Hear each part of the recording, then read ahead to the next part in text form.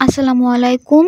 কেমন আছেন সবাই? চলে এসেছি দুধ লাউয়ের রেসিপি নিয়ে। এটি ফরিদপুরের ট্র্যাডিশনাল একটা ডেজার্ট। এটা রান্না করতে খুব কম সময় লাগে এবং সহজেই রান্না করা যায়।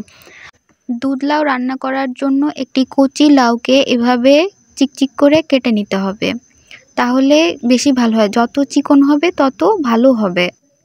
দুধকে আগে থেকে জাল দিয়ে রাখতে হবে এবং জাল দিয়ে এরকম একটা ঘন টেক্সচারে নিয়ে আসতে হবে। আমাকে দুধটা জাল হয়েছে কিনা সেটা চেক করতে পাঠানো হয়েছিল। অনেক মোটা একটা সর পড়েছিল, এজন্য আমি একটু তুলে খেয়েছিলাম। লাউকে সিদ্ধ করে নিতে হবে, তারপর এটা থেকে চিপে চিপে এভাবে পানি বের করে ফেলতে হবে। চিপে রাখা লাউকে এভাবে সুজি দিয়ে মাখিয়ে নিব। এবার লাউ এবং সুজি মাখানোটাকে আগে থেকে জাল করে রাখা দুধের ভিতরে দিয়ে দিব। তারপর এভাবে হাত দিয়ে ঘুরিয়ে ঘুরিয়ে লাউটাকে দুধের সাথে মিশিয়ে দিতে হবে।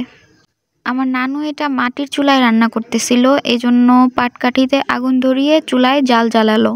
এখন চুলার জাল মিডিয়াম ফ্লেমে রেখে আপনার স্বাদ মতো চিনি এবং লবণ দিয়ে দুধ লাউটাকে এভাবে কিছুক্ষণ পর পর নাড়তে হবে। এভাবে 15-20 মিনিট নাড়লেই হয়ে যাবে দুধ লাউ।